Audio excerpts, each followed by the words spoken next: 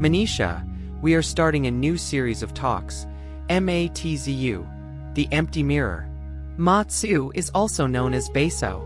I am not using the name Beisho, because our second series is going to be on the Japanese Basho, the great mystic poet of Zen, and the name Ma-Tzu is itself more meaningful than his popular name, Beisho. Before I discuss the sutras, a biographical note on Ma-Tzu is absolutely needed, because he is not known to the world.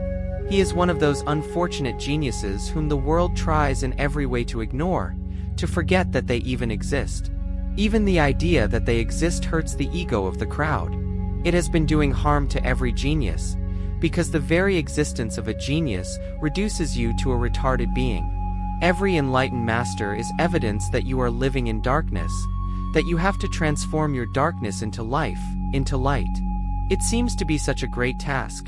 It is not, but it appears to be a great task.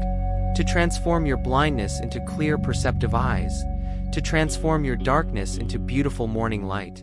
It is a simple thing, the simplest in the world, but just because it is simple, it does not appeal to the mind. Mind is interested in doing great things. The desire behind every ambition of the mind is to be special. And you can be special only with special achievements. The problem with Zen is that it wants you to be utterly simple, not special. It goes against the very desire of the mind, which is not a small phenomenon. It is a 4 million years old desire, which everybody is carrying in different lives. Mind cannot understand why you should be simple when you could be special, why you should be humble when you could be powerful. And mind is heavy, it has the great weight of the past. The moment the mind sees anyone humble, simple, natural, a Buddha, it immediately condemns him, because such a man goes against the whole makeup of the human mind. And in a way the mind is right. To be a Buddha you will have to drop the mind completely, you will have to become an empty mirror. Ma-Tzu was born in China in the year 709. He was the most important figure in the history of Zen after the sixth patriarch, Ino. Ino told Nangaku, who would become Ma-Tzu's master, about a prophecy that Nangaku would have a spirited young horse of a disciple who would trample the whole world. In Chinese, the Ma of Ma-Tzu means horse. As a child, Ma-Tzu joined a local monastery. Before he was 20, he was already a professed monk. He was a born genius, and even had prophecies about him by other masters, that he is not to be taken as just XYZ, he has a possibility of becoming a great master, and the prophecies were fulfilled. Sometimes it is possible, if a master looks at a child when the child is still uncorrupted by the society, that he can see his potential clearly. And that's what another great master, Ino, said to Nangaku. Ino was the sixth patriarch, the sixth great master after Bodhidharma. He told Nangaku, "This child is going to become a great master, be careful." And finally Ma-Tzu became not only a great master, but the second most important master after Ino. Ino's prophecy was fulfilled more than he had expected. Ma-Tzu proved himself to be a greater master than the prophecy had said. But it is his strange fate that he is not known to the world. Perhaps he was too much ahead of his time. Perhaps he was too far away from the ordinary crowd. Perhaps his way of teaching was so subtle that the ordinary mind was incapable of comprehending it. But whatever the cause, we are resurrecting Ma-Tzu. We want him to be accepted in the history of consciousness, in the place that belongs to him. The story Manisha has brought. When Nangaku first saw Ma-Tzu, he recognized him by intuition as a vessel of the Dharma. A master is nothing but clarity, transparency. To him, things which are invisible to you are visible. Your potentiality is something very invisible, the mystery of your being. But to the master it is almost an open book. He can read it. And to have such a master, who can read your potentiality, and can help you grow according to your potentiality, not according to his ideology, is the greatest blessing one can have. When Nangaku first saw Ma-Tzu, he recognized him by intuition as a vessel of the Dharma. These are metaphors. A vessel of the Dharma is to say that he will become a presence which will send a radiation all around. People will come from thousands of miles away, pulled by an invisible force like gravitation, not knowing why they are being pulled to a certain person. They will understand only when they have reached to that person, felt his energy, quenched their thirst. Then they will know that some subtle force was pulling them to fulfill their destiny. Just a few days ago, I came to know that trees have a certain sensibility about water. The scientist who was exploring it was amazed to see that there was a tree with no water around, except that 200 feet away there was a water pipe. But the tree sent its roots to the water pipe, forced it to break, and was relishing and nourishing itself from that water. The scientist was worried because he could not find any water around the tree, and he had not thought that it was carrying the water from a water pipe that it had broken with its roots. He was puzzled. How did the tree know about the water pipe 200 feet away? And it had not sent its roots anywhere else, just directly to the water pipe. The tree cannot live without water. Certainly it must have a certain sensibility, a certain hidden knowledge where water is, even though the water is inside a pipe, and 200 feet away. The same is the situation with you. If your quest for truth is honest, not just a curiosity, from thousands of miles away, you will start getting pulled to a place where your thirst can be quenched. Existence makes a thirst only after it has created water to quench it. If there are disciples, seekers, searchers, existence manages that they should find a master who can see in them what their possible future is, and can help them to be themselves. The master has no ideology. The master is not a missionary. The master does not program you. On the contrary, he deprograms you. He takes away all your ideologies, your prejudices, your very mind, so that the pure emptiness of your being starts growing. The masters have been lost. The whole world of that golden quest for truth has become a memory. And at times one thinks, perhaps all these Buddhas are just our imagination, because they have disappeared from our mundane world. Your purpose in being here is to bring that golden quest back into the world. And I am trying from all different angles. All these masters are different angles, different approaches to the truth, hoping that something may click in you and open the door that has been closed for years, for centuries. He visited Ma Tzu in his cell where he was meditating, and asked him, "In practicing sitting meditation, what does your reverence aspire to attain?" Just take note of it. Nangaku was a well-established master and Ma Tzu was just a young disciple, but he addresses him as "Your Reverence." For the master, your present is not only the present, it is also your future. He knows you, that one day you will become a Buddha.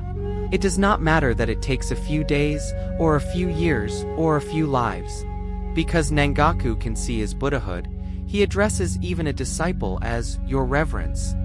It reminds me about Gautam Buddha's past life, when he was not yet a Buddha, and he heard about a great master who had become enlightened. He went to see, just out of curiosity, what this phenomenon of enlightenment is, and how it makes a difference in a man. He touched the feet of the man, although he had no intention of doing so. But just as he came into his energy field, spontaneously he touched his feet. He wondered why he was touching his feet, because he had not come there to be a disciple. But the very area, the very atmosphere, the very milieu, and something in his heart started ringing a bell, that perhaps he had come close to his home without any conscious intention. Just spontaneously, he touched the feet of the man. It was a miracle to him, because he had never touched anybody's feet. He was not a man of faith or belief. He was a young man, and very argumentative. This was a strange act that he had done. But stranger than this was that when he stood up, the master touched his feet. He said, "What are you doing? In the first place, I had no idea, no desire, no intention of touching your feet. But it happened. I was just watching it happening in spite of me. And now you are touching my feet. I am nobody, I don't know even the ABC of enlightenment. I have just come here out of curiosity." The master said, "You may not know what is contained in your seed, but I know. I can see that one day you are going to become the Buddha. Yesterday I was not a Buddha. Today I am a Buddha. Today you are not a Buddha. Tomorrow you will be a Buddha. This small time difference does not make any difference." Nangaku said to Ma Tzu, who was meditating in his cell, "In practicing sitting meditation, what does your reverence aspire to attain?" "To attain Buddhahood, was Ma Tzu's reply. It has to be understood that Buddhahood cannot be attained. It is already your nature. If you try to attain it, you will miss it. You have just to relax and see within yourself, and the Buddha is already there in its absolute splendor. The use of the word attain means that something has to be done. You have to go somewhere. There is a possibility of failure. You may succeed, you may not succeed. And attainment is always of the outside world, of the objective world, riches, or fame, or power. But Buddhahood is not an attainment. It is simply a remembrance, as if you had forgotten something, and suddenly in a silent, relaxed state you remember it. I think every one of you must have come at one time or other to the experience when you know that you know something, and you say that it is just on the tip of your tongue, but still you cannot remember. A very strange and weird feeling arises at that time. You know somebody's name. You are absolutely sure that you know. You can even close your eyes and see the person. You feel that the name is just on your tongue, but you are stuck there. It is not becoming expressed. It is a very weird feeling. That you know it, and you know that you know, and yet you cannot express it. It is just on the tip of your tongue, but the more you try, the more it becomes difficult. The reason is that every effort makes your mind tense, and the more the mind is tense, the more it becomes closed. What is needed? You should go into the garden, and start digging or watering the plants, and forget all about this fellow who you remember, and who is just sitting on the tip of your tongue. Just simply spit it out. Get engaged in something simple, watering the roses, and while you are watering the roses, the mind will start relaxing. The closedness will start opening, and suddenly from nowhere, the name has bubbled up to the surface. While you were trying, it was not possible for you to get it. But when you were not trying, and you simply dropped the idea of getting it, it came back with such a rushing force. To be a Buddha is exactly like that. All that I teach you is not a philosophy. It cannot even be called a teaching. I simply help you to relax to such a point where you can remember what you have forgotten completely. That remembrance will make you aware of your Buddhahood. That remembrance is not an achievement because the Buddha is already within you. Hence the word attainment is not right. But Ma Tzu's reply can be understood with a little more compassion. He does not know what exactly Buddhahood is. He just has a feeling that there is something to be found. There is something missing in his life to give it meaning and significance. The word Buddha simply signifies that he is searching for awareness. But because he does not know that what he is searching for is within himself, it is absolutely possible for him to use the word attainment. He is using the wrong word, but his longing is right. He is on the right path. He is just using a wrong word. And you have to forgive him because he is only a seeker. He is not a master yet. Nangaku then took up a piece of brick and began to grind it against a rock in front of Ma Tzu's cell. Ma Tzu asked, "What are you grinding it for?" This will give you some feel of how Zen masters have been unique in their efforts to awaken their disciples.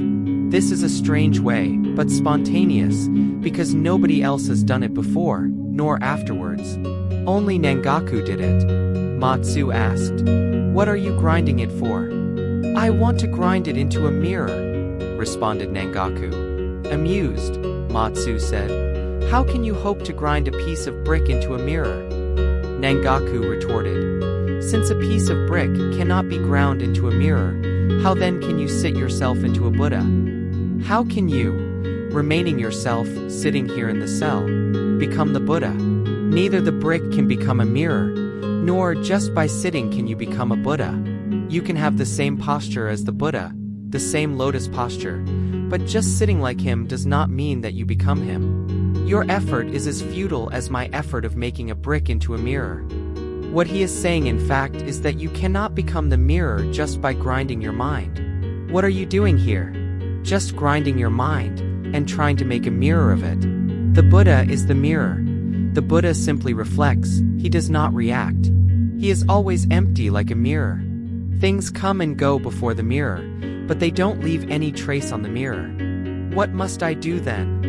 Ma Tzu asked. Nangaku replied, "Take the case of an ox cart. If the cart does not move, do you whip the cart or do you whip the ox?" Ma Tzu remained silent. "In learning sitting meditation," resumed Nangaku, Do you aspire to imitate the sitting Buddha, or do you aspire to learn the sitting Zen? If the former, the Buddha has no fixed postures. Sometimes he stands up, sometimes he walks, and sometimes he sleeps also. If the latter, Zen does not consist in sitting or lying down. The Dharma goes on forever and never abides in anything. It has no particular form, it has no particular place. It goes on moving into different forms. You will not be able to find it in any form, in any body, in any posture. You will have to look within. It is only found in the emptiness, because emptiness cannot sit, cannot stand up, cannot lie down. Emptiness is just emptiness. It is eternally empty. That is the only thing that is eternal. Your empty heart. The Dharma goes on forever and never abides in anything. You must not, therefore, be attached to, nor abandon, any particular phase of it. To sit yourself into Buddha is to kill the Buddha. It is the majesty of Zen to say things directly, straightforwardly. No other religion has that courage. Nangaku is saying to Matsu, "To-sit yourself into Buddha." Taking the Buddha posture. Isto kill the Buddha. Don't murder. Before dying, Gautam Buddha said to his disciples, "Don't make statues of me, because that will give a wrong impression to people. They will think that if you sit in this posture, you will become a Buddha." But who hears? Today there are more statues of Buddha than of anybody else. In fact, in languages like Arabic, Persian, Urdu, because Mohammedans are against statues, the word for statue is but, and but is just a form of Buddha. In Sanskrit, Budh is the original root of Buddha, to be aware. From Budh, it is very easy to make but. This happened because Mohammedans came across more statues of Buddha than of anybody else. And they were destroying statues. Wherever they went, they were destroying statues. They destroyed beautiful pieces of art. To be against statues does not mean that you have to destroy statues. You can see in this way how the unconscious mind moves from one extreme to another extreme. Gautam Buddha said, "Don't make statues of me, because people may think that just by sitting in the lotus posture you can become aware. Just leave it like this. That awareness has no form, you have to find it within you. You cannot find it in a Buddha statue. Do not distract them by outside statues. Because man's mind is such that it can be distracted by anything, it becomes attached to anything. I have heard about a Buddhist nun who had her own small statue of Gautam Buddha, made of solid gold, and she used to carry it while she was traveling from monastery to monastery. But her problem was that every morning she would worship her Buddha, and she would burn incense. But incense cannot be directed, it may go to some other Buddha in the temple. Now this was very bad. Her own Buddha was sitting there, and the incense and the perfume that she offered had flown away to some other Buddha. There used to be, there still are, temples with many Buddhas.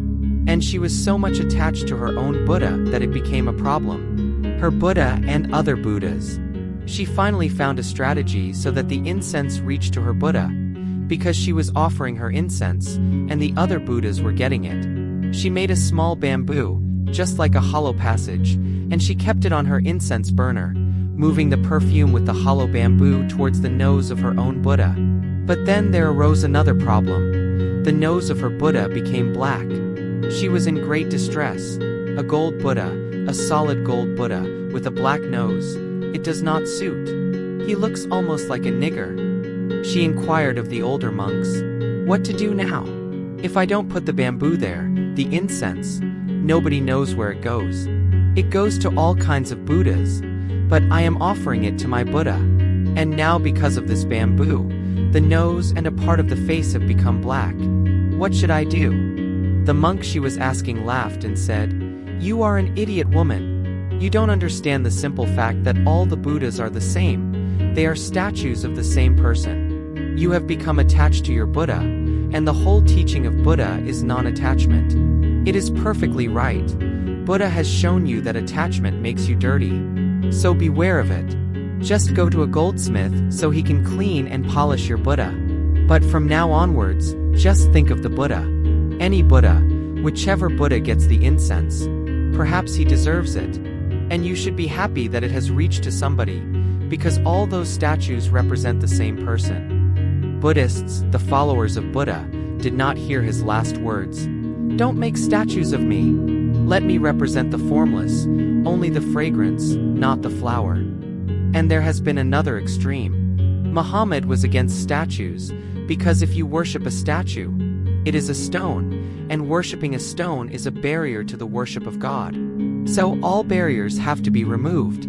It was perfectly okay if somebody was willing to remove it, but Mohammedans started removing other people's barriers. They forgot all about God. Their whole history became a destruction of statues. Neither by worshipping a statue can you reach to the Buddha, nor by destroying statues can you reach to the Buddha. You have to go within wards. Outside there is nothing that can give you the eternal, the ultimate, the truth that can quench your thirst.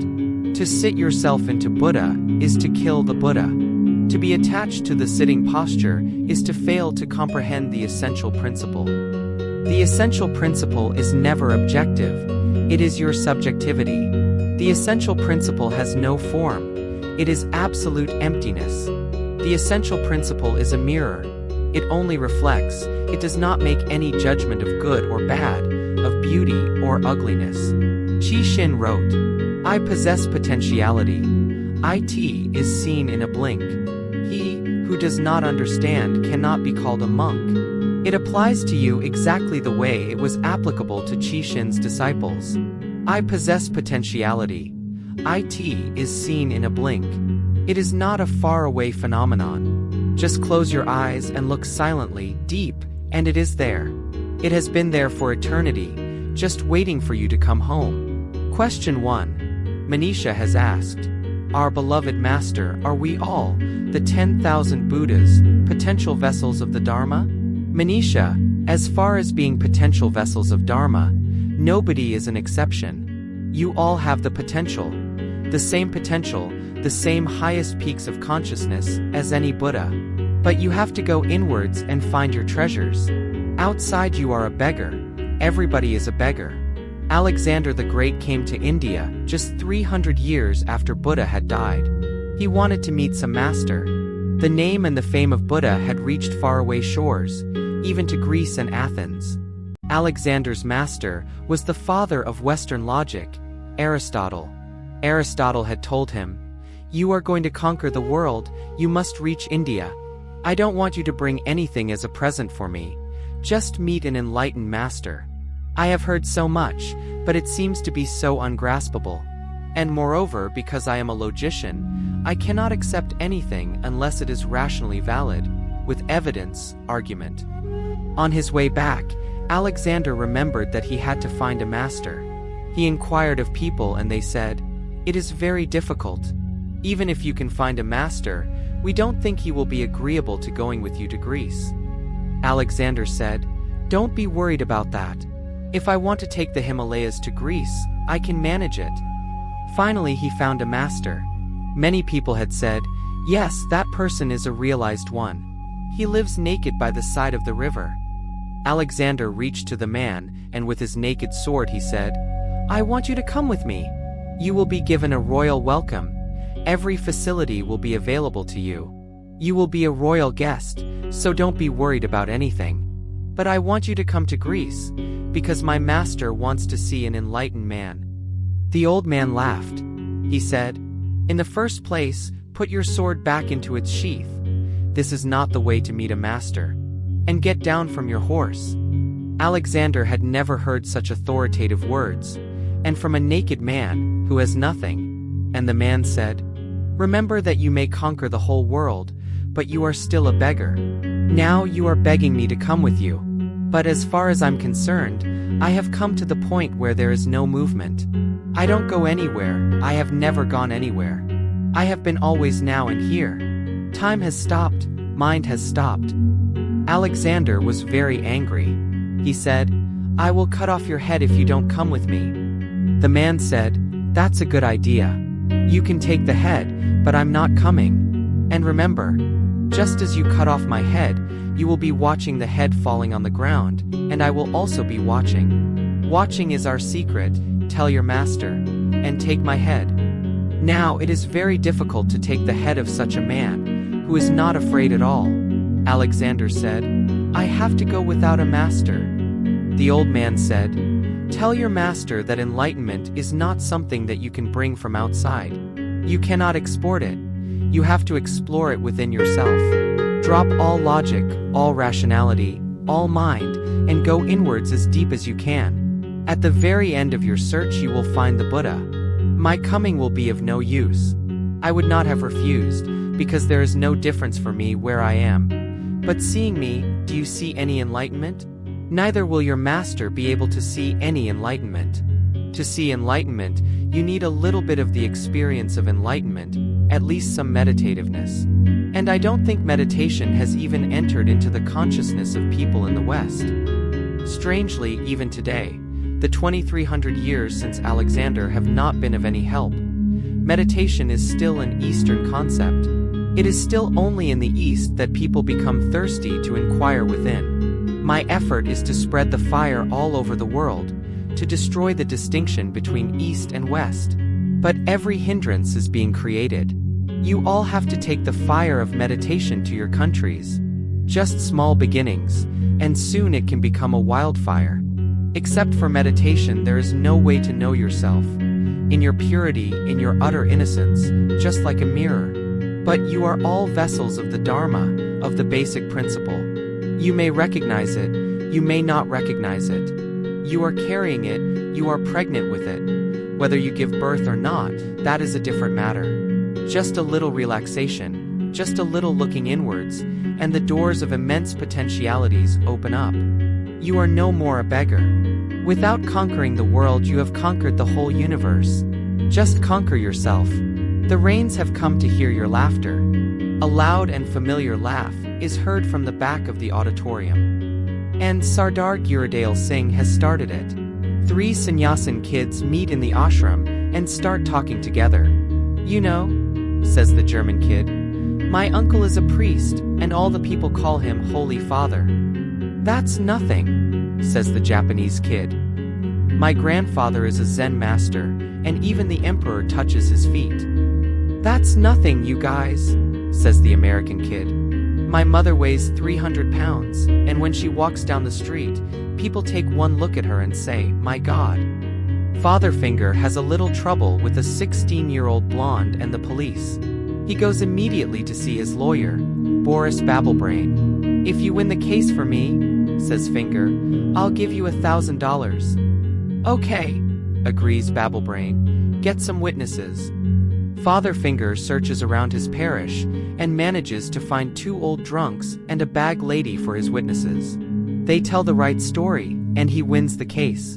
"I won your case for you," says Babblebrain. "Now, what about my $1,000? "Okay," replies Father Finger. "Just get some witnesses."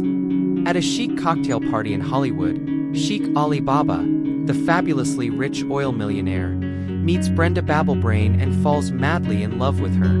Sheikh Ali Baba approaches her husband, Boris, the lawyer, and leads him into a quiet corner. "I must sleep with your wife," says Ali Baba, "and in return, I will pay you her weight in gold." Boris hesitates, and then he insists that he will need a few days. "To think the deal over?" asks Ali Baba, anxiously. "No, no," cries Boris. "To fatten her up." Nivadano. Drumbeat. Gibberish. Nivadano. Drumbeat. Be silent. Let your body be completely frozen. Close your eyes, and look inwards with as much urgency and totality as possible. Deeper and deeper. You are entering the space we call the Buddha. This beautiful evening can become a great radical change in your life, if you are courageous enough to go on, just like an arrow, to the very center of your being. You are just a witness, an empty mirror. To make it more clear, Nivadano. Drumbeat, relax. Watch. The body is not you, the mind is not you. Only the watching, only the witnessing is you.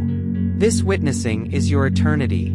With this witnessing comes all the ecstasies, all the blessings that existence can offer to you. The deeper you are, the more watchful you are. The more silent, the more peaceful. It is a great event. Every evening you go a little deeper into your Buddhahood. Look around this empty space within you. You have to remember it, 24 hours, when you come back from the inner journey. Nivadano. Drumbeat. Come back, but come back as Buddhas. Peaceful, silent, graceful, with a beatitude. Sit down for a few moments just as mirrors, remembering your inner world, collecting the experience so that it can become an undercurrent in your daily life. I don't want anybody to escape from life. I want everybody to make life richer, more blissful, more ecstatic. I am all for life, because to me life is the only God. The Buddha is another name for life. Okay, Manisha? Yes, beloved master. Can we celebrate the 10,000 Buddhas? Yes, beloved master.